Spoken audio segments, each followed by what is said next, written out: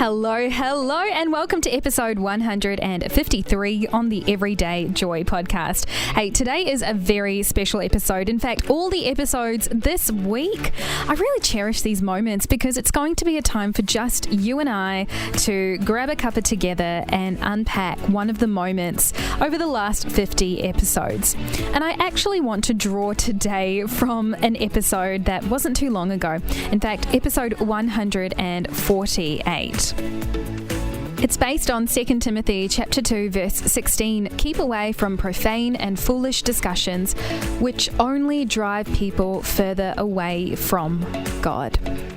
Now, before I do a recap, I just want to say that this episode is kindly supported by Christian Jobs Australia. How incredible. Thanks to their financial support, we get to keep continuing to do this. And they also want you to know that if you are looking for a job that has Christian values at its core, you can head to Australia's most popular Christian job board. There are thousands of jobs available, and you can find the link in the description below, christianjobs.com.au.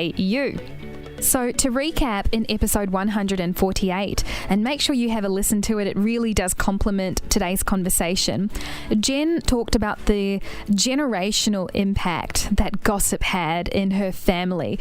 And we had this really great picture of how one person's or a group of people's decision to talk about each other in a negative way trickled through the generations and ultimately left a huge gap in Chelsea's, who's Jen's little baby girl, in her ability to connect with all of these cousins and relatives that she probably doesn't even know she has.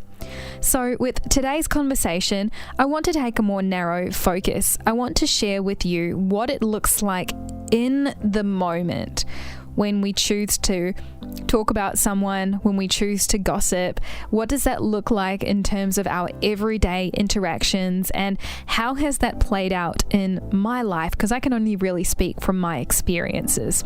So we're going to get into that shortly. First, let's take a quick listen to today's audio snippet. So that was a little extract from episode 148.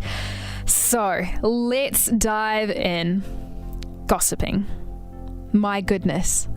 I remember growing up, and one of the biggest fears that I had was that I would do something and someone would see and someone would take it out of context, and then boom, my whole family reputation just goes up in flames. And you might be saying to yourself, wow, that's a little extreme, Joy, but let me tell you a story.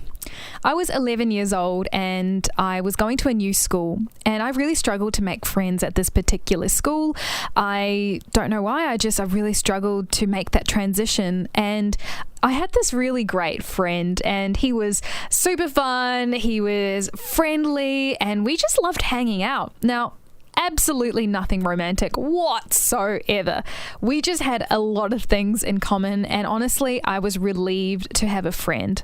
We also lived quite close to each other, and so sometimes when we were walking home, we'd just walk home together. And I remember even as I was walking home, I'd be looking over my shoulder. I'd be looking around to see, who's going to be seeing? Is there anyone I know or who my parents know who will spot me and will spread rumors? I was so terrified, and I was 11 years old. And I think to myself, well, why was I so nervous about that? I think a part of it is cultural, and I think to different extents, certain cultures really have a lot of value around family reputation. And I know in the Japanese culture, it's huge. You know, saving face is a huge thing. And I think in other cultures, it's a little bit more relaxed. But let's be real. Wherever you go in the world, we all care about what people say and think about us, because we know inherently that we can't defend ourselves against words that are spoken when we aren't in the room.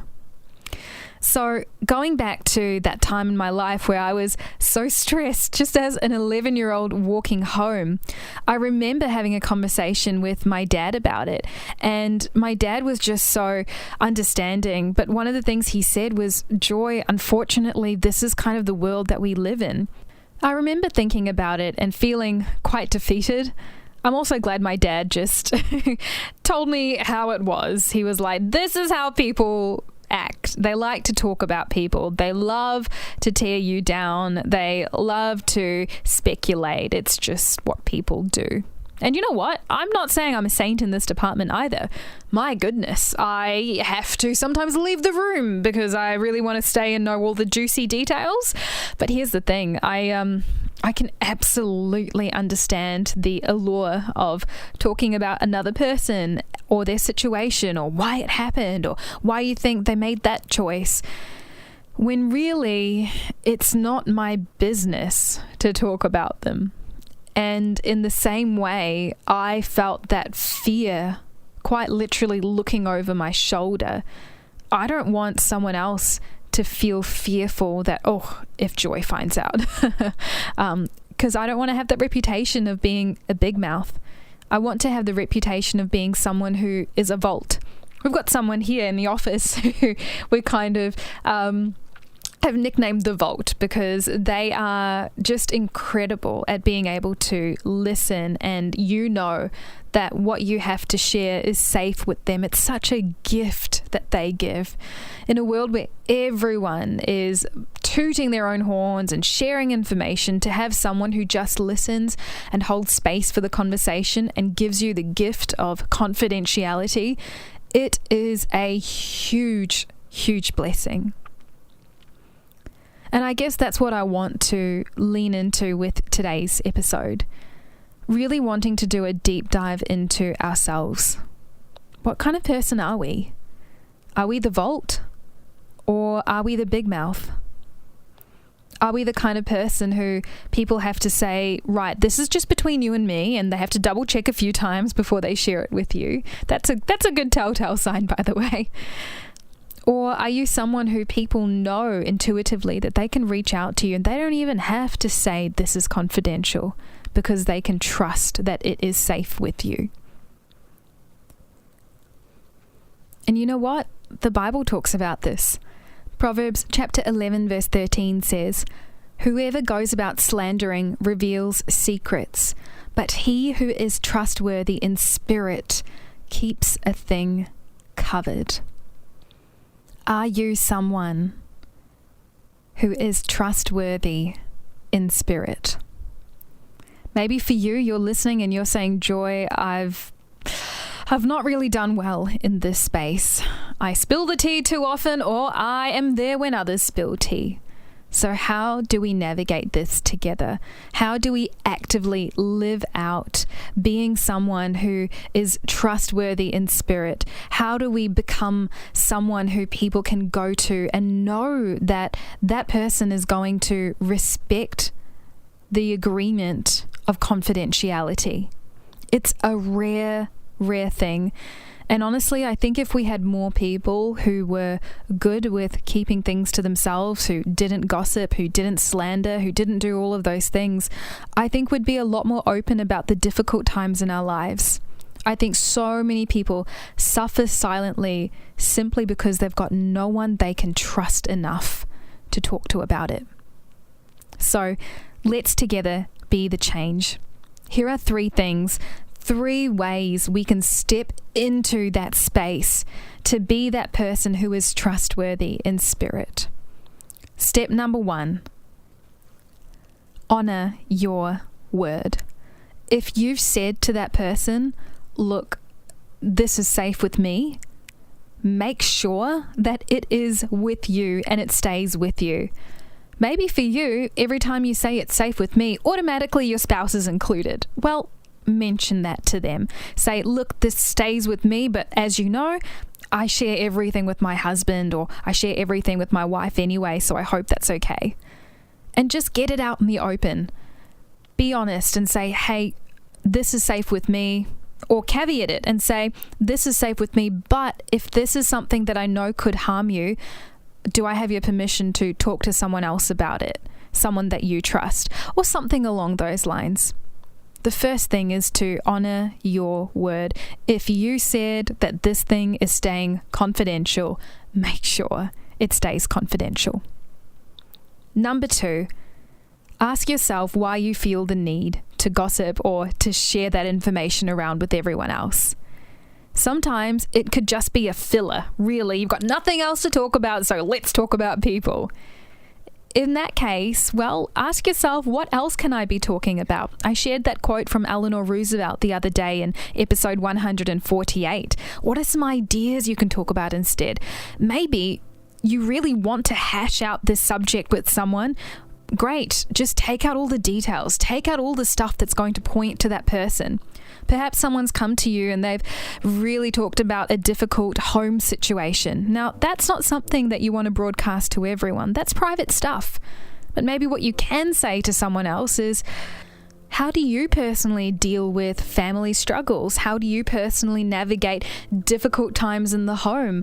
And rather than talking about people, talk about the ideas, talk about God's principles as well. And that's the best way for you to not only be a good person of confidence for whoever's shared that with you, but also you're turning it into a learning opportunity for yourself and for whoever else might come to you with similar struggles.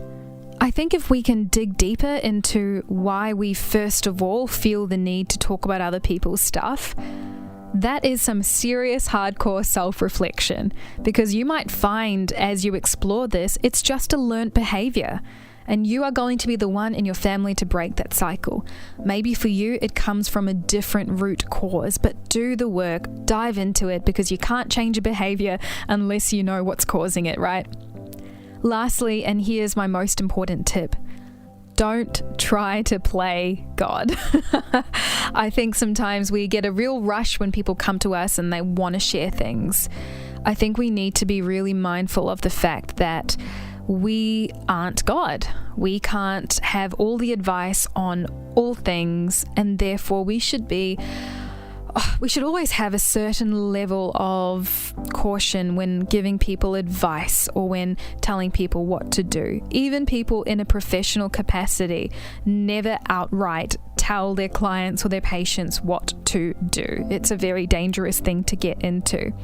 So my encouragement to you is this: if you are the vault, if you are the person that people go to, think twice, think 3 times, and then pray 10 times before you offer advice. Because here's the thing, if this person trusts you enough to share intimate details of their life and they are in a vulnerable space, your words can influence major decisions they make. So don't try to play God. In fact, invite God into it and let Him lead and guide the situation. Hey, I hope today's episode was helpful. I hope it was beneficial. This is something that I'm learning and growing in as well. I'm a broadcaster, okay? This is what I do for a living. And I am on the journey right there with you. And that's what I love about these deep dives. We can just get into it. So I look forward to catching up again with tomorrow's deep dive topic. It's going to be a good one. If you haven't already, do leave a written 5-star review. That really helps spread the word. And join the Facebook group. We're going to have an extra conversation off the back of this over there.